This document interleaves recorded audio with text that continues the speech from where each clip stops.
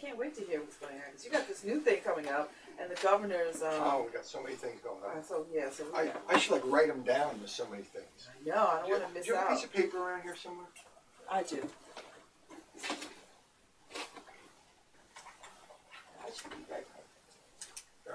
What happened? Did you ask me anything? That's perfect. I'll just write. Is that big enough? Yeah.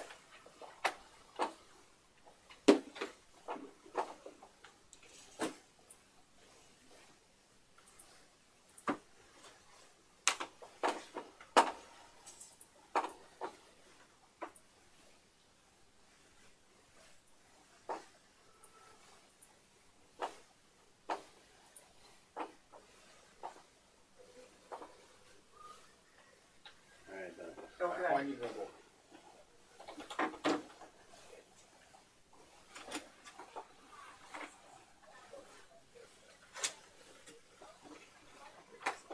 Piece of paper.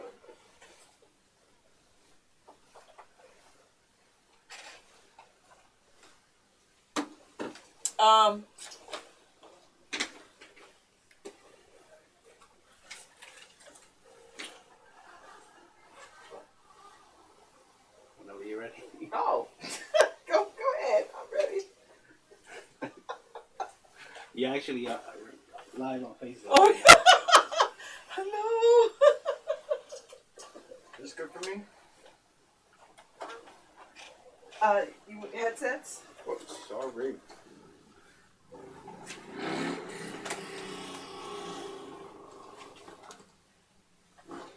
Anytime you're ready, Mr. Draws.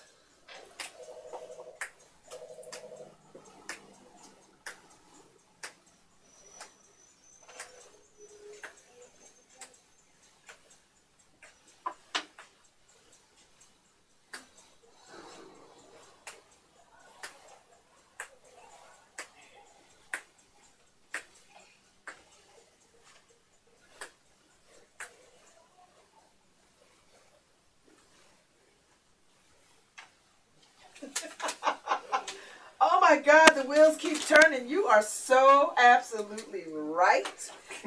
Oh my God. You know what? If it's 10 o'clock on a Friday, you know it's time for LoveBabz LoveTalk. More talking. And today, my good friend Jeff Grant is back. He's executive director of Family ReEntry. And we're going to be talking about everything that's going on with Family ReEntry. There's a lot going on. But first, let me say congratulations to Grandpa. Thank you. Very excited. My daughter Carly gave birth to my grandson Yuval. That's a cool name. It is a cool name. Yuvi. I like that. And so I'm going down to Raleigh, North Carolina on Saturday morning, spend a few days, and take care of the baby for a few days, and then he's going to have his birth on Tuesday. Oh, yeah. Sweet. I love these new blessings. So, what's happening, Jeff Grant? Well, you know, we're trying to do our best and expand and grow in this crazy environment here in Connecticut. Now, Family ReEntry is all about? Family ReEntry is a criminal justice nonprofit based in Bridgeport, but we also have offices in New Haven and Norwalk and 5 other cities around. Yes, because y'all are down the hall from me. We are. 55th Street. We are. We're right next door to inner city, actually. Yeah. And we're growing after a period of contraction after the Connecticut budget crisis last year. Took out a lot of programs from a lot of criminal justice agencies. In fact, what they did is they did away with non-residential behavioral programs in the state, which unfortunately means that a lot of people will be coming out of prison in greater numbers, thanks to the governor. But unfortunately, what they won't have is access to a lot of wraparound services that they had under the previously that help them prevent recidivism. So, you know, we're not quite sure now how that's going to shake out in terms of prison population and crime and things like that. But we're doing our best at Family ReEntry to try to grow, and we believe we've hit the bottom last year, and so we've already added 4 new domestic violence programs, prevention. Oh, okay. And we're geared to some more programs we're looking at, and there'll be some consolidations and some strategic partnerships, and we're happy about that. You know, it makes everybody look at things more carefully and streamline and manage and have to do business better. And that's a good thing. Wow. So on June 14th, you'll be presenting the person portal project at the prison portal project at the governor's conference. Yeah. What is that? Talk about that. So here's what happened. Last year, my wife Lynn Springer and I, we went to an event at Greenwich Academy, and while we got there early because I get there early. Oh, he does. That's the truth. And they said, "Have you seen the portal outside?" And we had no idea what they were talking about, but they showed us where to go. And in the circular driveway up on the sidewalk, we saw this gold painted storage container, like a full storage container, like you see on a ship or you see in the back of a truck. And we walked inside, and once we got in there, it was kind of like this interactive, immersive environment, very, very high tech, but very comfortable. And on the far wall was someone who was in another city, in another portal, but because of the technology, it's like you're in the same room as them. Wow. So it's like we're sitting opposite each other right now, but we could be thousands of miles away. So they have portals in Iraq and Afghanistan and Africa and China, and they have them all over the place. But they also have them in some inner cities. They have them in Milwaukee, they have them in Chicago, and so we wound up talking to the founder, Mar Bakshi, of the Portal Project. He's at a company called Shared Studios out of Brooklyn, and I asked him, "Have you ever done a portal, one of these portals in a prison?" And he said, "No, but he would love to." So we entered into an agreement with them where we became their exclusive liaison and a branding opportunity throughout the country for criminal justice. And then we introduced them to Scott Semple, the Commissioner of Corrections of Connecticut, and John Santa, who's at that time was the chair or the acting chair of the Sentencing Commission. And Commissioner Semple and John Santa came down, and as soon as they got into the portal, they got it right away. So Commissioner Semple has green-lighted the first portal to be installed in a prison in the country, to be installed in the Connecticut prison in the fall. Wow. And then, So what does this mean? Well, I'll tell you the other half of it. So then we went to the city of Bridgeport, and Louis Reed, who's the head of the mayor's initiative on ReEntry Affairs, there was our liaison there, and he championed this and brought it to Mayor Ganem, and they want to do a portal in downtown Bridgeport, and we're citing that now.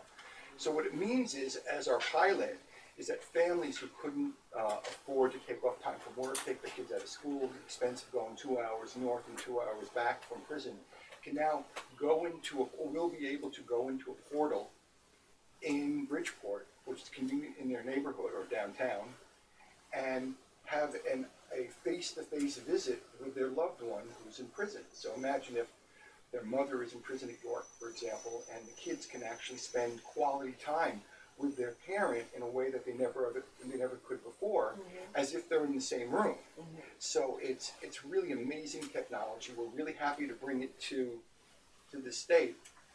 And Amar and I have been given some time at the Governor's ReEntry Conference next week in Hartford on June 14th, actually at 11:15 a.m., so you know the schedule already. And we're going to be presenting it. We have a video, and we have and we'll be showing people the advantages of what technology can actually do to create a more humane experience, both for the people who are incarcerated and their families at home. So we're really excited that about would that. work, particularly if your loved one is far.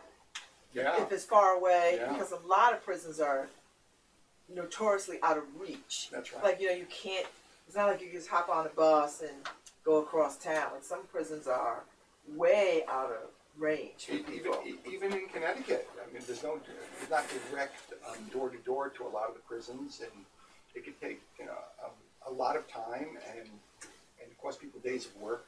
Yeah. And expenses just to actually do it, and a lot of these families, because the breadwinner is in prison, they're on subsidy, they're on food stamps, they're just trying to make do, and so we're taking some of the sting out of that. So would this be free?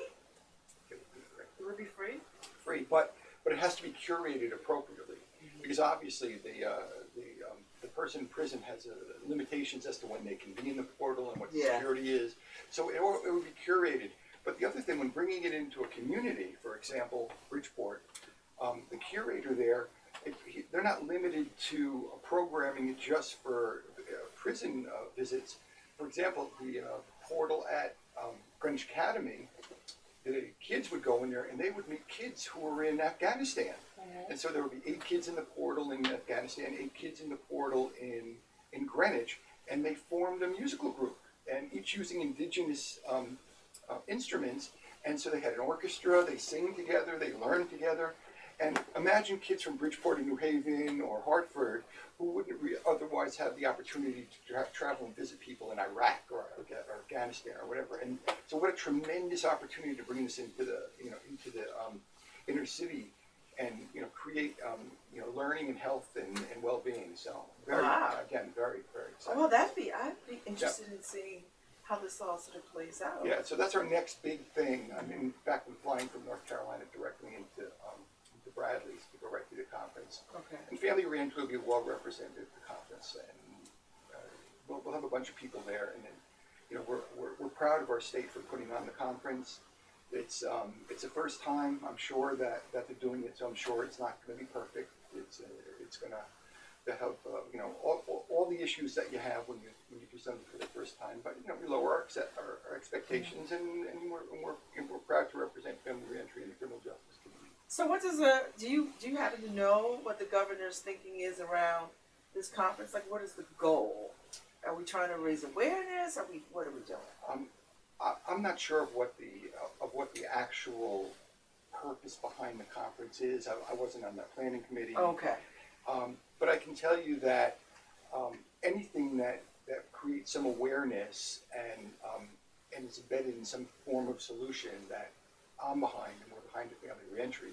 And I believe that everyone's going into this with good intentions, and we're happy to be there, and we'll do the best we can. Well, I mean, with all the looming budget cuts, I mean, I'm happy to know that this is still on the lips of people. Issues of mass incarceration hasn't gone away or disappeared out of the conversation. So.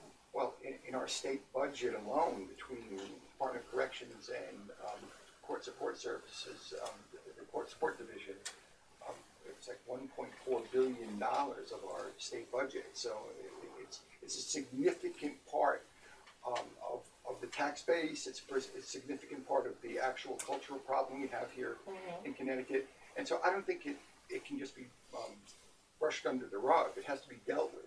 And now that criminal justice issues are dinner table conversation for most families, I mean, maybe they were a lot in the inner city for a long time, but across the whole country, people are willing to discuss criminal justice and what it means, and then all of its offshoots like gun control, wrongful prosecution, prosecutorial misconduct, whatever those issues are, they're in the national debate now. So, Connecticut was a leader in a lot of ways, very, very a lot of reform, and it's had some problems with the budget, but I believe that the Commissioner of Corrections, Scott Semple, is a very, very progressive leader for corrections in the state. I believe he's poised to do some things that we wouldn't have otherwise seen, and I think that we're going to get into some significantly enlightened corrections and criminal justice, and that makes us very happy. Wow. I'm liking this conversation.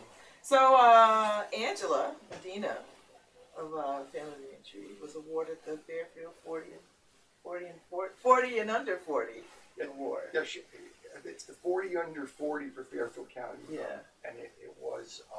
I like those things. Yeah, it's great, isn't it? It's a cool. I need the 50 and 50 under. I need the 50 and 50. Yeah, that's it. Fairfield County Business Journal sponsored that, and we submitted Angela's name because she's a fantastic person. She's been with Family ReEntry for 4 or 5 years. And we feel like it's important to recognize people who are doing exceptional work. And Angela's been at the forefront. She has the confidence, not just of us, but of a lot of the state officials, specifically at CSSD. We've grown under her leadership.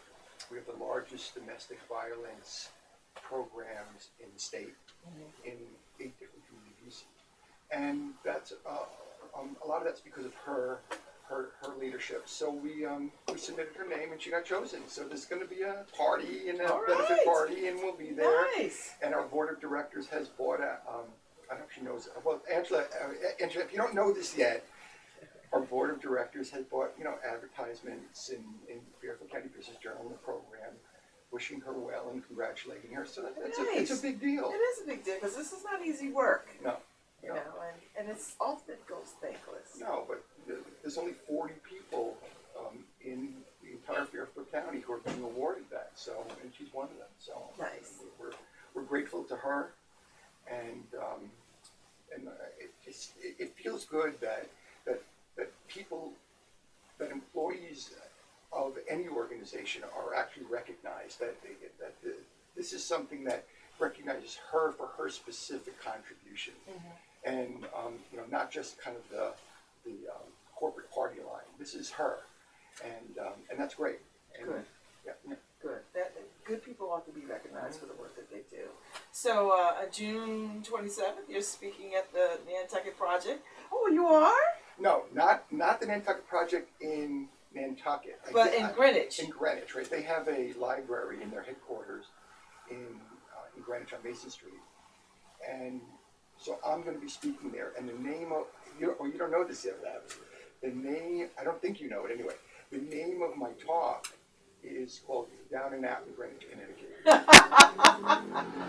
I didn't know this. Well, you and I both know that I was down and out in Greenwich, Yes. Connecticut. And it's a story of,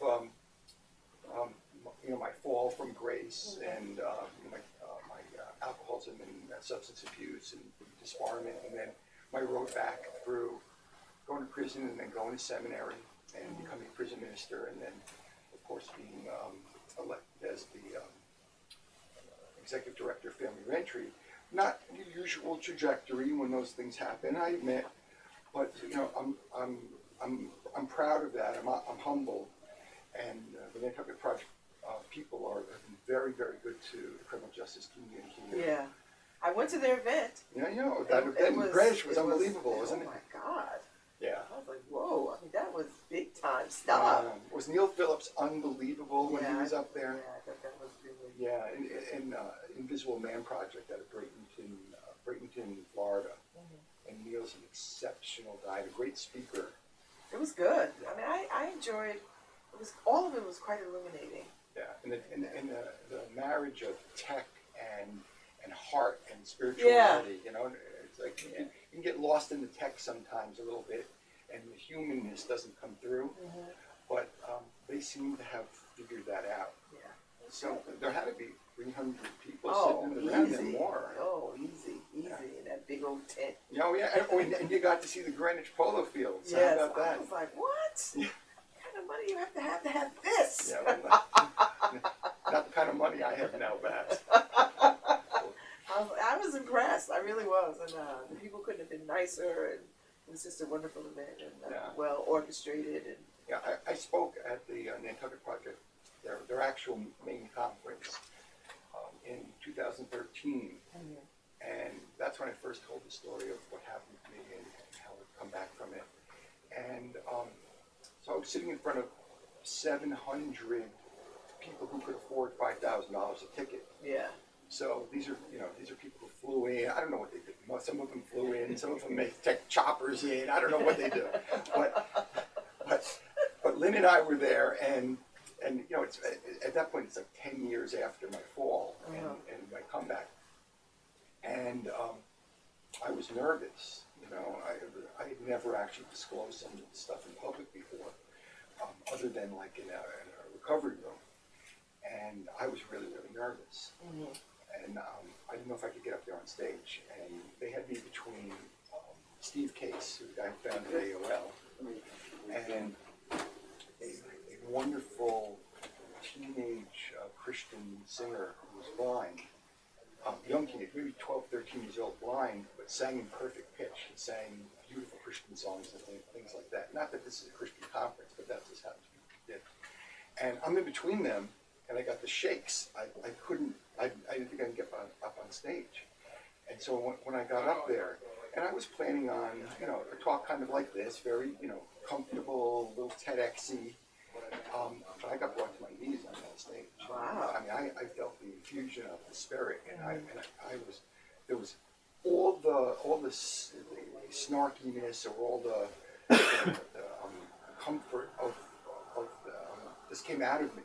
You know, I've been giving sermons at that point and things. I got brought to my knees, and I was so raw and vulnerable in front of those people. And so I spoke for 17 minutes, but I can tell you, like 10 minutes into it, that there wasn't a peep in the crowd. And all of a sudden, I got consciousness, and I said, I couldn't figure out, am I bombing? Like, you know, what's going on here? But at the end, I got a standing ovation, which I don't remember. I literally don't remember.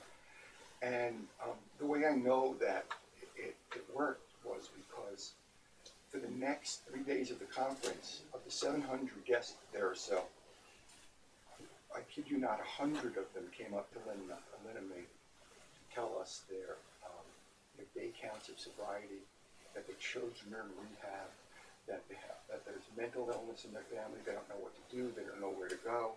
And Lynn and I would go back to our hotel room at night and think, you know, there's something going on in this country where people want to really have the conversation and tell the truth and be vulnerable to one another, but they don't feel like they have permission to do it.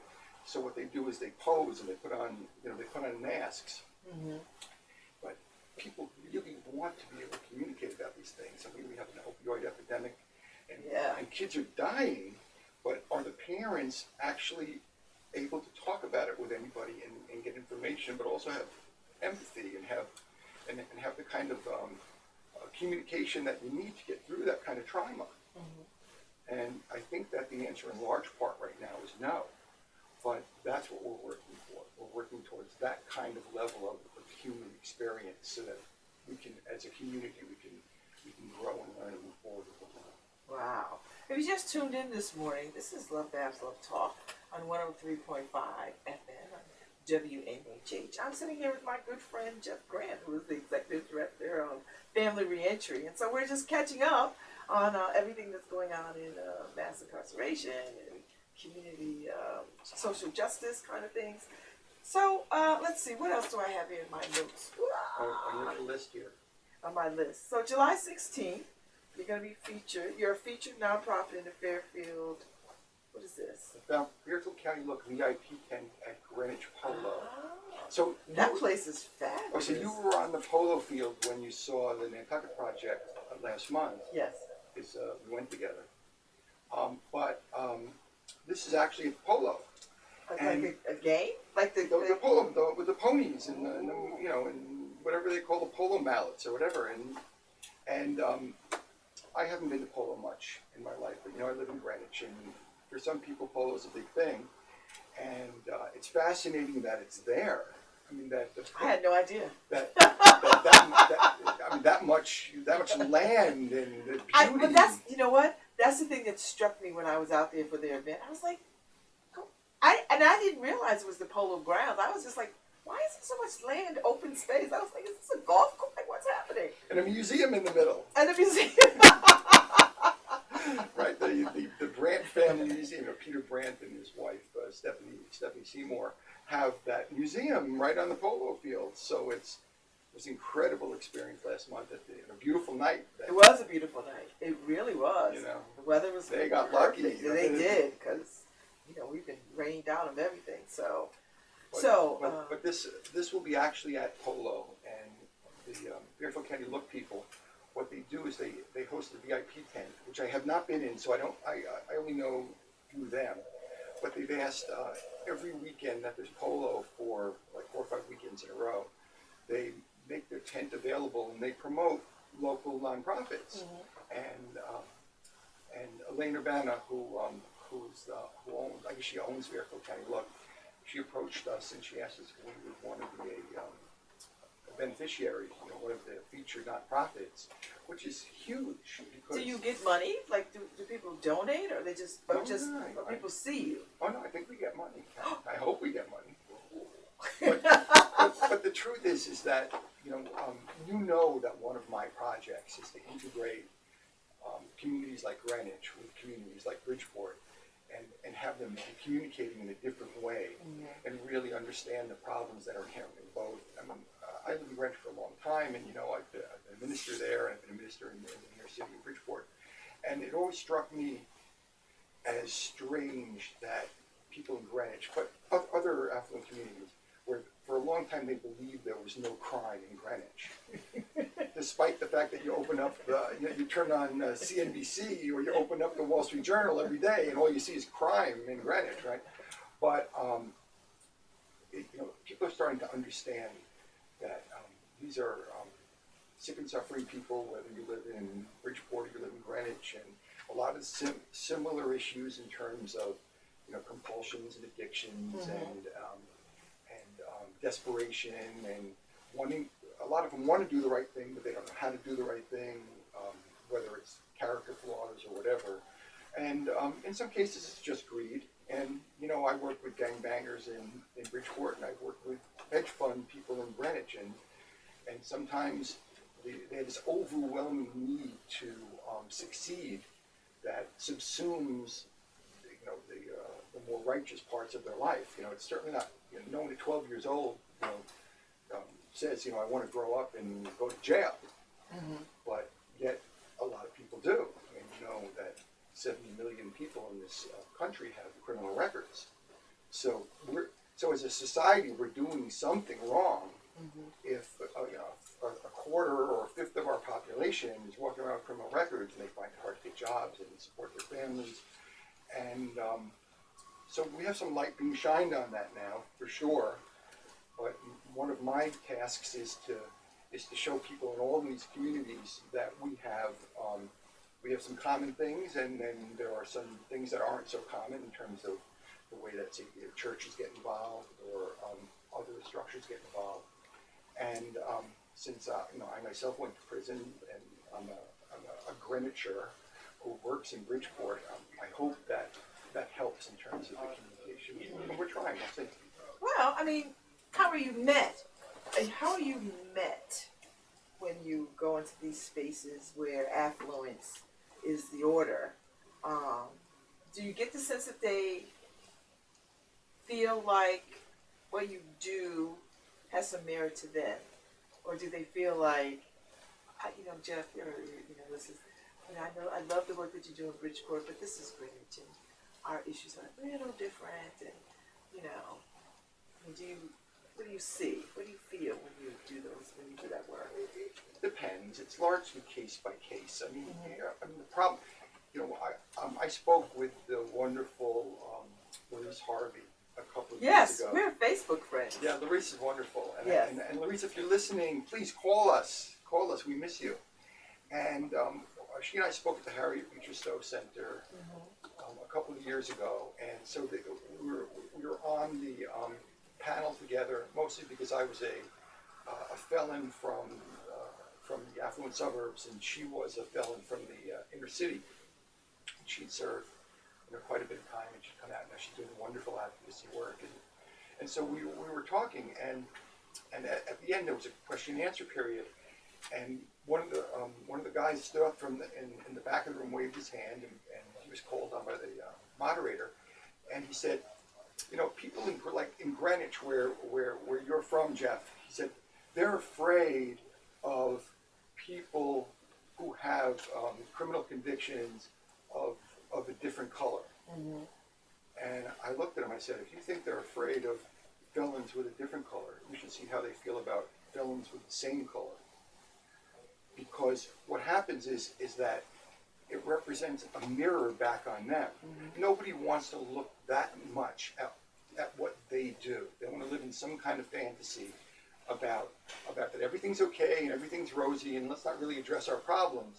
So there's definitely that type of person that we run into, who have some kind of sanctimonious relationship with the world's issues. That's all the way at one side, and on the other side, there's people of huge amounts of empathy and spirituality and kindness, who understand that this is an ecosystem problem, a systemic problem, and they want to get involved and try to make the world a better place. And then there's the universe of people in between who are just basically going about their lives and wouldn't necessarily be even thinking about it if we didn't call it their attention somehow. And so we're trying, we do our best. It's non-judgmental. We try to be non-judgmental. We're encouraging them to be non-judgmental. And we just take everybody where they are. And it's not everybody's appetite. Not everybody wants to get involved. But the people that do, I think they find a new kind of fulfillment that they wouldn't otherwise find in life. Wow, that's pretty powerful. Yeah. Interesting. Yeah. So, what are you thinking about as you move Family ReEntry forward? What's the biggest thing on your plate these days? We've definitely come into an environment where collaboration is the name of the order. I don't think any nonprofit can survive in this kind of restrictive financial environment where there's restrictions to government contracts now, and we have shrinkage, a lot of fiscal issues all over, and no one can be a silo or an island anymore. Everyone's got to collaborate and find ways of finding, not just financial ways of getting together, but actually drive the mission better through collaboration. And the historic way that nonprofits probably work everywhere is that in some level people think they're in competition with one another, and they're competition for contracts or funding, or they're competition for. And when I got this position, when the board was interviewing me, they asked me, because I was on the board with them for a long time, but they asked me if I would take this position. I said yes, but there's a few tenets that are important, and one is that we're not going to be in competition with anyone. Okay. We're going to collaborate, and we're going to be completely mission driven and not worry so much about the structure of our organization or anybody else's organization. What we want is the impact. We want the results. We want to get to the point where we're really making a difference. And whether that takes a year or 5 years or 10 years isn't really the point. The point is that we have to have that kind of vision and that kind of leadership. And so because of that, I think in the last year, we've been able to add 4 new programs already. We're looking at adding 4 new programs very, very soon. And this is at a time of retraction where people are losing their contracts. Yeah. We're actually getting more. So yeah. I'm proud of that. I can't say that I have that much to do with it, other than the fact that we have the best practitioners in the state working for us at Family ReEntry, the best reputation, and that wasn't under my leadership. That was under the last 10 or 15 years of growing I would say the best reputation for program in the state. Do you, when you think about collaborative efforts, do you think, are you thinking about efforts that are not historically, what one would think is the most beneficial marriage? Like, are you thinking about collaborative efforts with folks that are not necessarily in your wheelhouse? There's no question that the collaborations have to be with other agencies or other structures that have different core competencies than we have. But it kind of makes sense. If your child, you have a child, and your child has a goal to go to college and get such and such a degree. At the end of that degree, they have to be thinking about what they're going to do for work. I mean, ultimately, it's professionally driven for most people. It's high school to college and then into some kind of work or maybe a master's program. But for most of these people who have criminal justice issues or mental health issues or substance abuse issues, what happens is that they don't have a clear path through their treatment into an education, into a job, things that you would come to expect when you're 12 or 13 years old, maybe unless by that point you've kind of turned to, the structure's not there. I mean, there's no integrated case management anywhere that takes a person from the beginning of their problems all the way through, and is guiding them so that they either avoid the criminal justice system, or if they enter the criminal justice system, so that they are successful through it and all the way out the other side. I mean, there's there's movements cradle to career, which essentially would do that, although there's no money for case management. But I would suggest that if we really were looking at it carefully, it would be cradle to pardon, so that someone who comes all the way through the system comes out the other side and then needs to build that family and community ecosystem around them, where if they are faithful, they have faith leaders to support them, they have jobs to support them, their families support them. All those things line up to the point where 5 or 10 years out of prison or out of the system, what happens is that they are keyed up to get a pardon. And how wonderful, because Connecticut does have a very progressive pardon system. Yes. And an independent pardon and parole board. Yes. Yes. So how great would it be if someone went all the way through this and then actually pardoned, the record was expunged, and they no longer have the barriers of having a felony over their heads, and they can go about supporting their family and living a life, a full life unencumbered by that. That's a tremendous result. Now, is that the kind of conversations you're having with stakeholders? Are you having that conversation? And how receptive are people to that? I think people. I like it, but I think people are very receptive to a concept. I mean, how to actually achieve it. I mean, we would have to kind of slice up everything differently. You know, right now, I would say that for the most part, things are still in silos. There's some progressive initiatives going on, a lot of them under Commissioner Semple, but there are other progressive initiatives going on. But I don't think that anybody's willing to take the whole pie and slice it differently, so that it's going to track people all the way from at-risk youth through the 20 or 30 years it takes to, if they get into trouble, to get a pardon.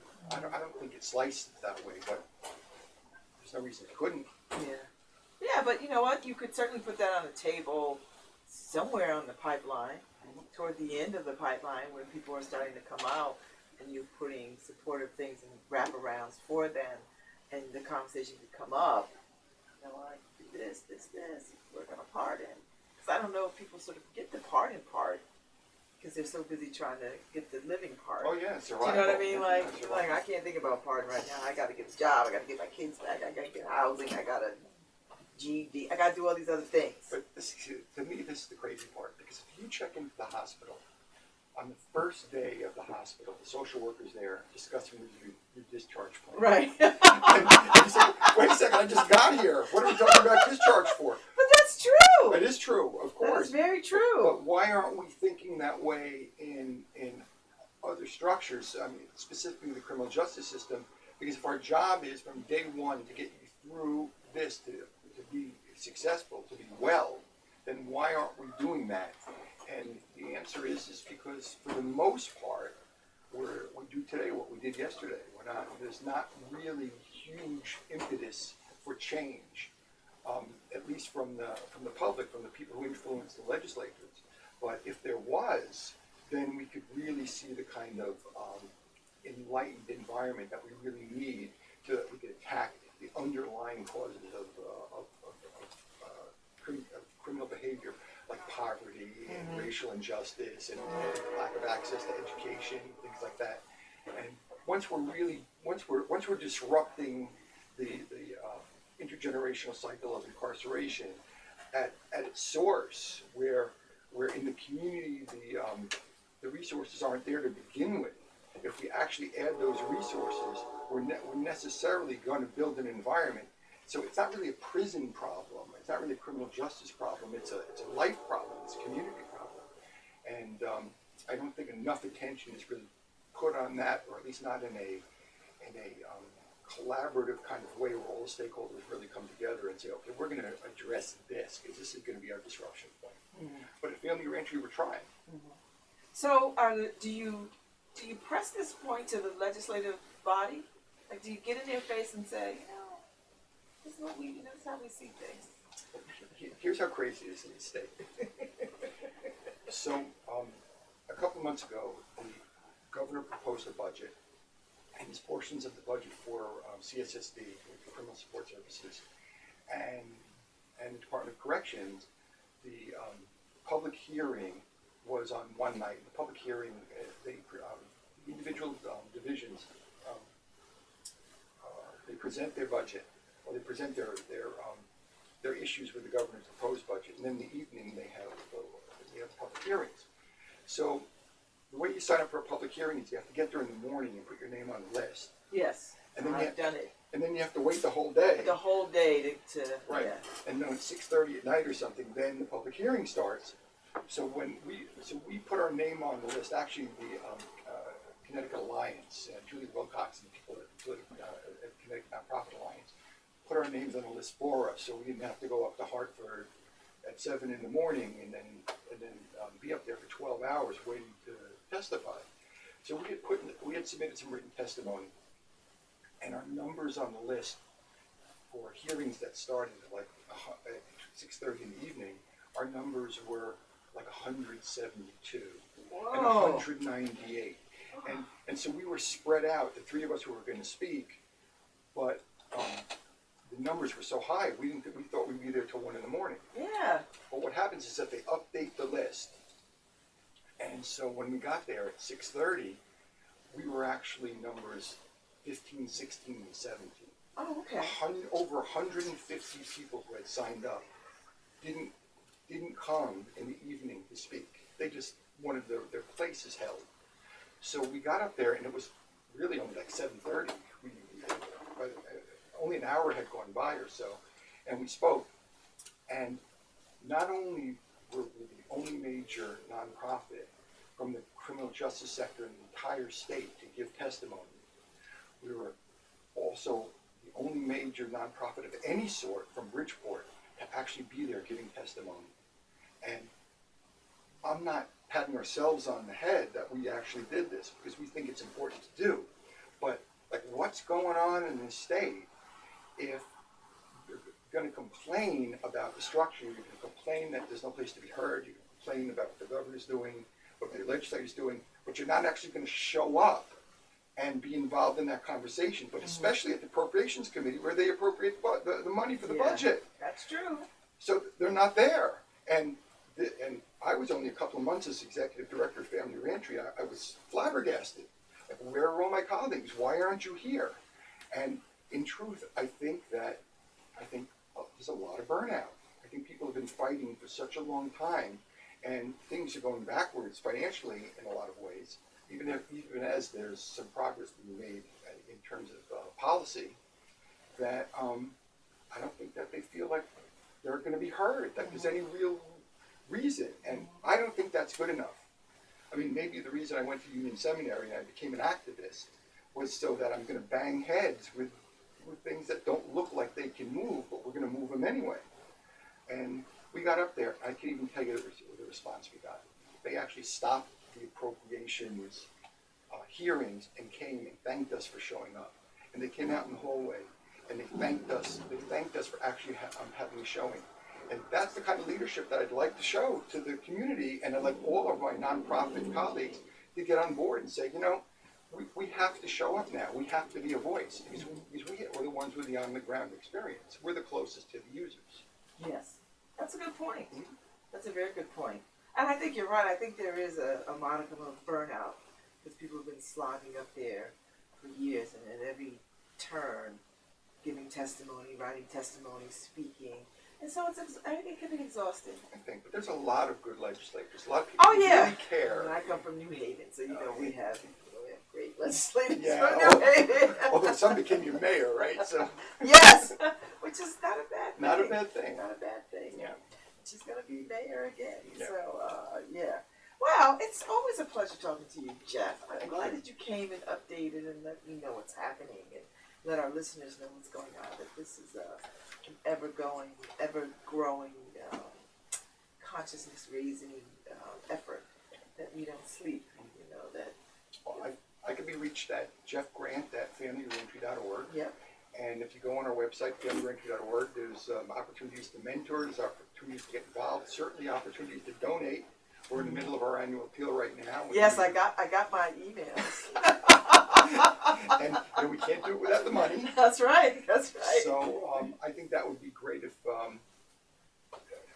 people could donate $10. It would be huge.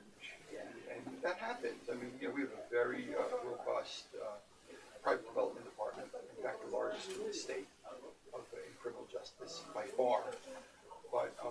dollar counts. You know, we're out there on the firing line trying to be creative and trying to actually add value and get impact. And that's what private dollars do.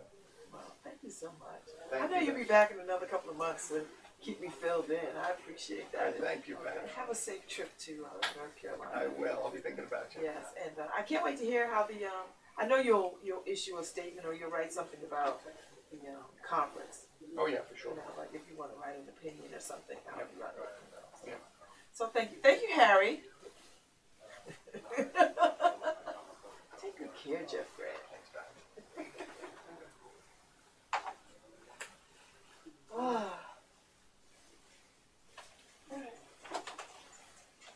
We good? All right, let me go see if I got a ticket. I'm gonna be mad if I have a ticket. I'll put money in for you. I'm so pissed off. I did that last time. I know you did. I'll do it. Thank you for the notes. Still your white traverse at the traverse? Yes, it's right on Orange Street. Oh yeah, I'll take it. Make sure there's no ticket. Let me look out the window. Do you have? I don't think I have quarters in my bag. Do you have quarters?